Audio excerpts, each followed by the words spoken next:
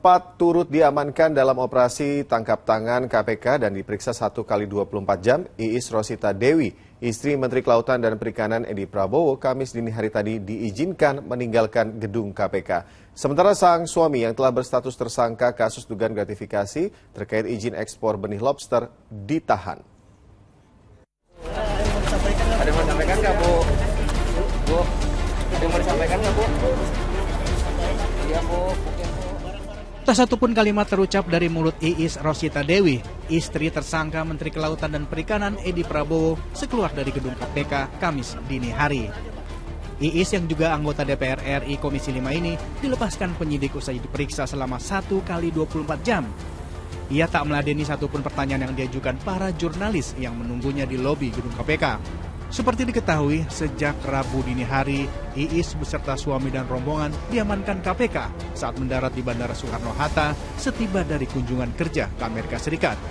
Penangkapan terkait dugaan kasus gratifikasi izin ekspor benih lobster.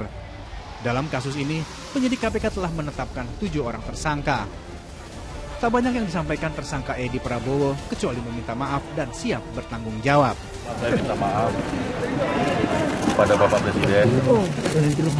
Saya sudah mengkhianati kepercayaan beliau kepada saya. Minta maaf kepada Pak Prabowo Subianto, guru saya, mentor yang sudah mengajarkan banyak hal. Saya mohon maaf kepada ibu saya. Ini adalah kecelakaan yang terjadi dan saya bertanggung jawab terhadap ini semua. Saya tidak lari dan saya akan beberkan apa yang menjadi yang saya lakukan. 7 orang ditetapkan sebagai tersangka kasus dugaan gratifikasi izin ekspor benih lobster. Selain lingkaran tersangka Edi Prabowo, termasuk pula Suharjito yang diduga sebagai pemberi suap atau gratifikasi. Dari 7 tersangka, 2 diantaranya diminta segera menyerahkan diri ke KPK. Sementara dalam kasus ini, tersangka Menteri Edi diduga menerima hadiah uang senilai sekitar 9,6 miliar rupiah. Dari angka itu, 3,4 miliar telah dibelanjakan saat kunjungan kerja ke Amerika Serikat.